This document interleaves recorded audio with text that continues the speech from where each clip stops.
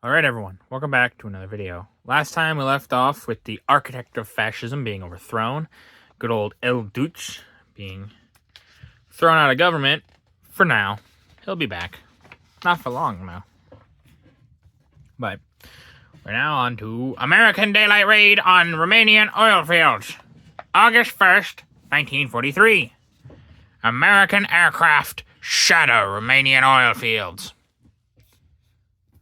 Ploiești and its famous oil fields, covering an area of 19 square miles, were bombed for the fourth time on August 1st. Nearly 200 liberators and 2,000 specifically trained airmen took part in this very heavy attack on a target of vital importance to the enemy.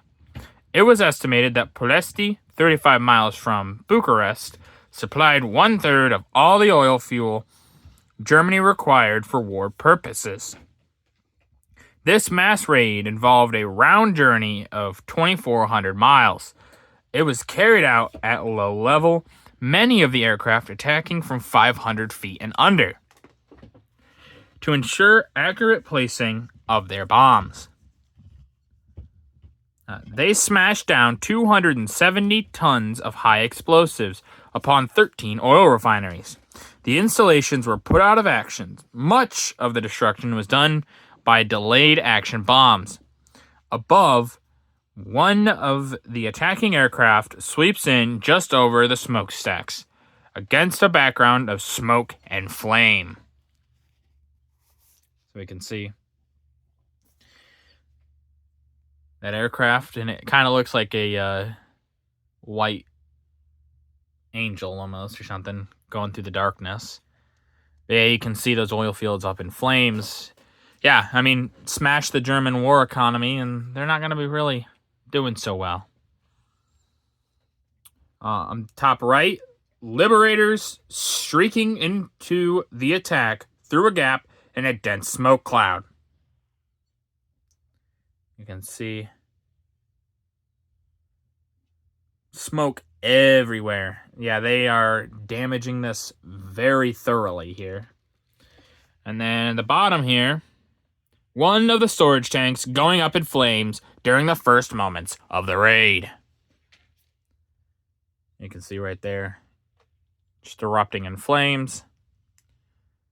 Yeah, if you got rid of these oil fields, the German war machine is not going to be moving very well. And the Germans will be bogged down in the Soviet Union because they just don't have any fuel.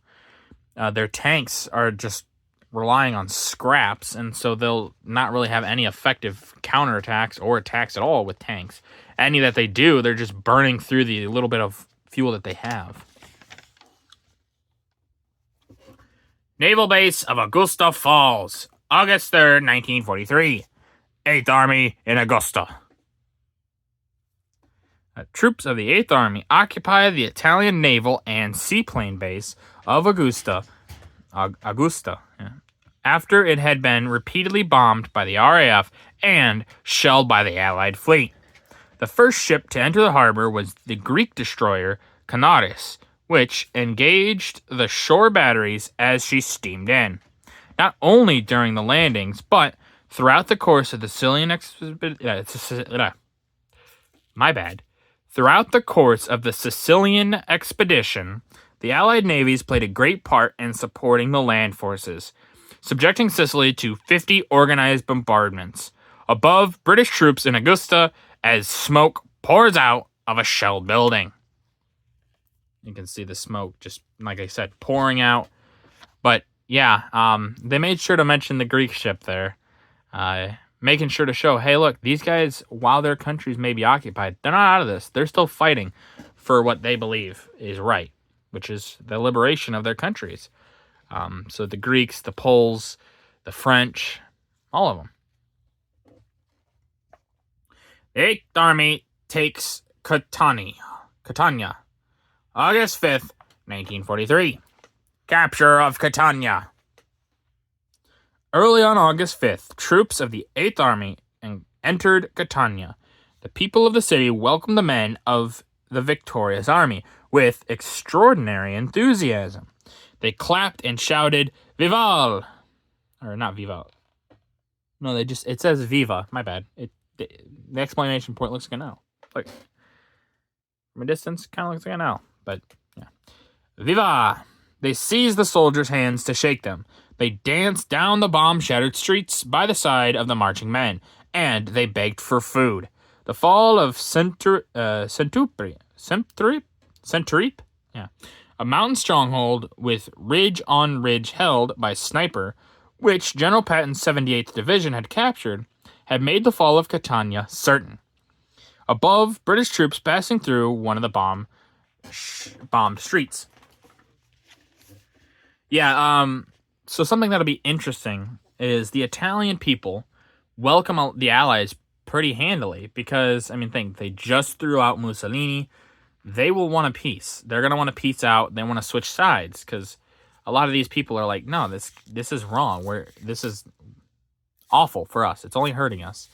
And another thing is a lot of the American divisions, well, there are Italian Americans, some people who are recent immigrants, within the past few years, or the sons of immigrants. And so they have family members in Italy. And so when they go into some of these towns, they're like, hey, cousin, let's hang out, And so they would rather spend time with their family and trust them than the people who were their government or the Germans. Looting in Catania after the German retreat. August 5th, 1943. Riots before the Allies take Catania. General Montgomery's personal message to the troops on August 1st made it clear that a new Allied offensive in Sicily had begun. Let us get on with the job, said General Montgomery. Together with our American allies, we knocked Mussolini off his perch. We will now drive the Germans from Sicily into battle with stout hearts. Good luck to you all. After brilliant success in the opening stages of the Sicilian campaign, the advance of the 8th Army had been halted by the enemy's formidable line of defense along the Cimento River. The strongest bastions of the line were at Regalbuto and Centuripe. Sounds kind of right. After much hard fighting, the 8th Army succeeded in occupying the mountains, dominating the Cimento Valley. The Canadians occupied Regalbuto, and the Americans captured Trogna and Capizzi. Prime Minister Churchill promptly informed the House of Commons of their success. Our general offensive in Sicily began to develop on Sunday afternoon, August 1st, and all Monday was passed in full battle. Large reinforcements have been moved up to the fighting front, and it has been properly garnished with an artillery and supplies of every kind. The 78th Division won a notable victory by storming the fortress-like positions at Centuripe. The success compelled the Germans to begin the evacuation of Catania, enabling Allied forces to enter the Catania plain. On August 5th, Catania surrendered to the British Army. Pictures shows Italians looting buildings in Catania. Yeah, a lot of these people are starving, so they're just like, we're going to loot, because screw it, we're freaking starving, man. They want food, and so they're going to go get it. But something I didn't mention, which I should have, it's kind of funny to think that the city of Augusta fell on August 1st. Just a little irony, I don't feel like I've ever heard that before, but it is kind of ironic to think the city of Augusta fell on August 1st, both named after, the same first Roman emperor, that's all. But it is interesting. And, the Allies, the Germans are, the writing's been on the wall, but it just keeps getting, the wall just keeps getting more written onto it at this point. They are going to lose. It's just the truth. It is what it is. For them, at least. The conquest of Sicily almost complete. August 16th, 1943. Fall of Taormina. On August 16th, 8th Army troops captured Taormina. The Germans fought stubbornly in rearguard actions, but enemy evacuations were steadily going. Enemy troops were escaping over the straits of Messina at a rate of 1,000 a day, while the RAF kept up an almost ceaseless attack on the beaches and on the ferries, barges, and lighters crammed with beaten fugitives. Messina, which had been the target of many attacks by RAF and USAAF, was again heavily bombed over the campaign. Pictures show the Bishop's self-propelled gun tank combination which did much effective work in the mountainous Sicilian terrain. This is kind of odd. Can you imagine this? You go into battle, you see a tank just carrying another gun. Because of course, in Sicily we add gun to tank because tank need more gun. But hey, if it is needed, it works. Cut down on the vehicles you need. Well, I got a tank. It can pull this. Bottom left, British troops patrolling, passing the dead bodies of Italians in the street of Avola. So these are either soldiers that they had fought or civilians that the Germans killed when they were leaving. Hard to say which. Either way, it is kind of sad because Italy is basically, they're getting out of this war as fast as humanly possible. But they're still going to suffer for quite a while. It's very sad. The right, wrecked German troops carrying tractor rest in a bomb crater on Messina waterfront. Now we can see. Yeah, that is just completely obliterated. Yeah, the Germans are getting out as fast as they can because they, like I said, they know they got to get out of here. They're going to go on the Italian mainland. They're going to defend that for a while, but it's just another place that they can't fight. And it's like, yeah, you got to get to a point where you think, maybe we should surrender. But they're not going to. Not until it's basically too late for them. You think about it. If they stopped at this point, said, okay, we'll try to surrender to the Allies, things like that.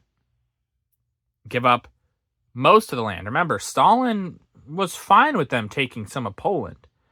So just say, hey, we'll go all the way back to the 1939 borders. You can have all that you took from Poland, and we'll leave the rest of the Allies alone, and then we'll just sit where we are. Now, the British and Americans and the French and the Poles, they wouldn't accept that necessarily, but you could. I know Joseph Stalin had signed a pact with the British, basically. There won't be a separate peace. But you could potentially convince Stalin to be like, yeah, we want this peace. And he would look at it more like, well, that sounds good to me. Maybe, maybe not. But still, who knows? But if the Germans had more troops to bear, would they have been able to fight off the rest of the Allies? Potentially, but who knows? But with that, that's going to do it for this video. If you guys liked the video, leave a like. If you didn't, leave a comment. Tell me what I can improve on. I always appreciate your feedback. And as always, subscribe. It really does help out the channel. Thank you.